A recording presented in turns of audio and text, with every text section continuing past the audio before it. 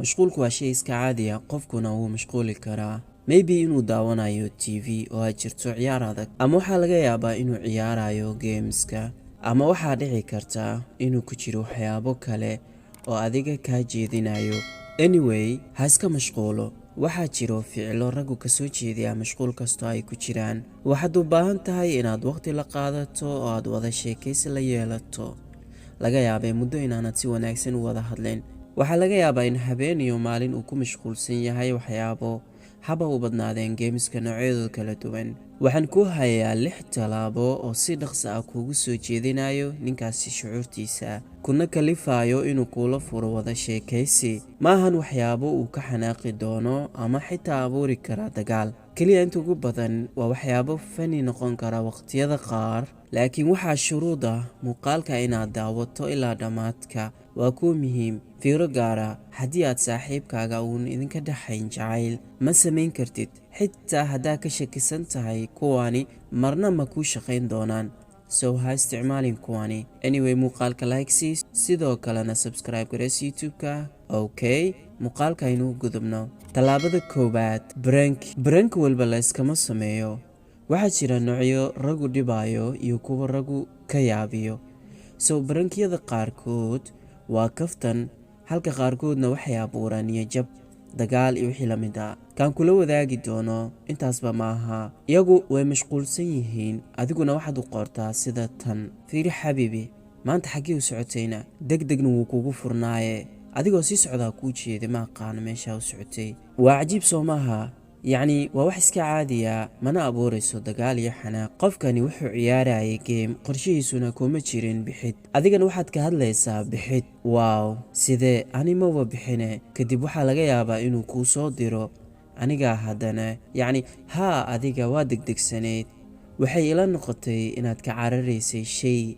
maxaa ku helay? maya ani ma ahayn, waad igu riyootay. whatever ay ahaato, sidaan markaad dhahdo waxay yaabgelinaysaa maskaxdiisa iyo fikirkiisa, waxayna abuuraysaa isweydiin. markaaad ka soo jeediso oo xoogaa aad dhibto, kadibna ku dheh koolka kugu sheegaya ee soo qabo, kadibna ka waal adiga. tallaabada labaad, waxaad u dirtaa qoraal gaaban u qaab eg inaad ku soo khaladay oo kale. tusaale ahaan, hayabaayo ama aboowe, maanta sooma qurux badnayn istaylkayga. haddaba waxaad u diraysaa fariin noocan oo kala ama mid noocan ka duwan, laakiin sidaan u qaab eg. kadibna waad ka diliid garaynaysaa, waxaadna mar kale u qoraysaa: oo gacalyahaygii, sorry, waa kugu soo qalday, qof kalea u waday. markiiba wuxuu isweydiinayaa waxa la qalday oo aad adiga soo dirtay. hadduu horey u arkayna fariintii horey, waxaa ka dhalanayo su'aal iyo inuu ku weydiiyo warbixin, markaana aad halkaasi ka hesho fursad aad hadal kula sii wado. inkastoo raggu oo dhan aysan isku dabiicad ahayn, oo macquul ragga qaar inaysan ka helin, haddana adigu wax dhibaa kuuma keeni karaan ereyadani. waayo waxaad isticmaashay ereyga muujinaya walaal ama walaashaada, sida abaayo ama aboowe. ereygana wuxuu kaa dhigi karaa inaad ka andacooto hadduu qofku kugu yidhaahdo yaa dhahaysay abaayo ama aboowe. waxaan keliya kugula talinayaa inaad kuwaan u isticmaasho qof aad 100% aad hubto inuu kaala dhexeeyo xiriir wanaagsan, kaftan iyo wax qaybsi. tallaabada saddexaad, ereyada saamaynta leh sida tan: boqorada aan jeclahay. ereyada qaarkood waxay noqon karaan mid u muuqda kuwa aad hadda isbaranaysaan oo kale. tusaale ahaan, waan kaa helayno, waan ku jeclahay saaxiibow. wiilow, waan ku jeclahay yaqee. sidoo kale, waan kuu xiisayno ama waan kuu xiisay yaqee, wax igala qabo. xiisahaagu wuu igu badanayaa, maad wax igala qabatid saaxiibow. waxaadse sii raacin kartaa ereyo kaftana. hagaag, haddaba kuwani maxay faa'iido leeyihiin? tusaale ahaan, qofku wuxuu ku mashquulsanaa Facebook ama game, so markaad fariintu dirto, markiiba waxay awoodi karaan qaybta sare telefoonkooda inuu uga soo dhaco ama uga soo muuqato notification-ka. markiiba si degdeg ay u eegaan, akhrintoodana ay kor ka eegaan, kadibna ay la yaabaan. so waxaa dhici karta markaas in qofka kani uu kuula furo wada sheekaysi oo xamaasadaysan. tallaabada afaraad, picture selfie u dir, kuwaasoo faniya oo aad adii leedahay. yacni sawiradaas waxay ka qayb qaadanayaan qofku inuu kuu soo jeesto oo uu ku siiyo mudnaan gooni ah. waayo waxaa waqtiyada qaarkood dhici karta qofku inaanu ku arkin muddo, sidaana uu uga caajisay hadalka markaana uuna kuu sheegin inuu doonayo inuu ku arko adiga. Anyway, waxaan isleeyahay midani inay xoojinayso soo jiidashada qofka mashquulka ah ama social mediaha kale ha ku mashquulo ama howlo kale. Kole markuu arko sawir ayaa lagu soo diray, waxaa khasab ahaanaysa in markiiba uu joojiyo shaqooyinka kale, focuskana uu saari doono adiga iyo sawiradaada. maahan inaad u dirto wax badan, hal xabo is enough, laakiin waa inuu noqdo midkaas mid aad u qurux badan, soo jiidashana leh. Tani waxay ku caawinaysaa inay dareemaan xiiso badan, waxayna ku caawinaysaa inay sii raadiyaan waxyaabo kale.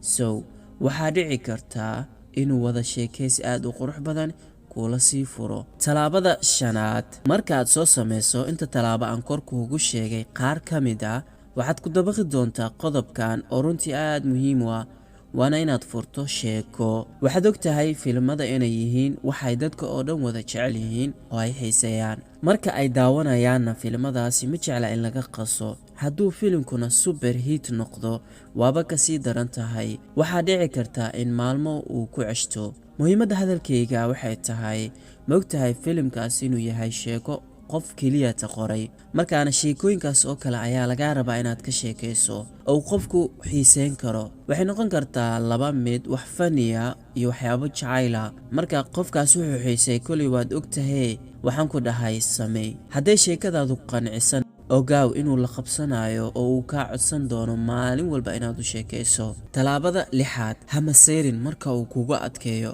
keliya sidaan u qor. waa fariin aad uga naxsanayso qofkaas. inta aad sidaan u dhaqmaysaan, anigana waxaan samayn karo mataqaanaa. intaas ayaad u diraysaa, kadibna mid kale ayaad raacinaysaa oo u qoran sida tan. mataqaanaa wuu ka yaabayaa fariintani qofkaas, markaana wuxuu isweydiin karaa maxaa khaldan, yaana waayo qofka sidaan u dhaqmaayo. su'aalo badan ayaad abuuraysaa oo qofka isweydiinayo kuna wareerayo. waana waqtiga ugu wanaagsan ee qofka aad ku soo jeedin lahayd. way kala duwan yihiin, qof walbana si ayuu ula macaamilaa telefoonkiisa gacanta. qofne waxaa laga yaabaa inuu xiro notificationka dhan, markaana waa caadi hadduu qofku iska xiro, ilaan waxaa dhici karta dadka kale inay dhibeen. so kaasoo kale, waxyaabahan oo kale ma arki karo, so waxna ma u arkayabo. waayahay, haddii laakiin qofka kani arki karo notificationkiisa, so markiiba wuu soo jawaabi karaa isagoo aad ula yaaban weliba fariintan.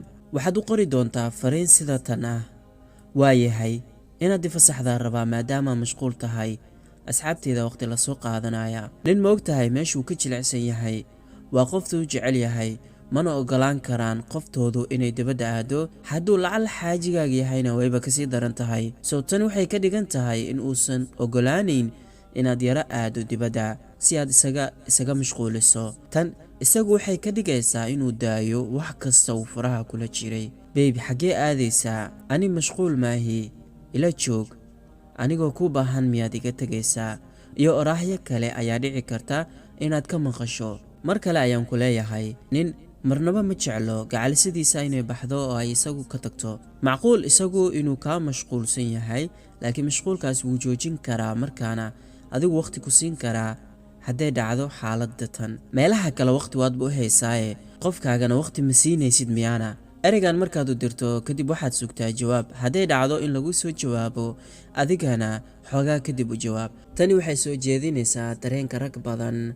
marka uu qofku jacayl hayo, waxa uu ka fakaraa gacalisadiisa si aysan uga xumaan oo aysan uga fogaan. soo fariintan gaaban waxay iyagu ka dhigi kartaa mid adiga kaa fikerayo, isna weydiinayo waxaad ku fikeraysid adiga. xiriir kasta wuxuu ku dhisan yahay isdanayn iyo in lays xushmeeyo.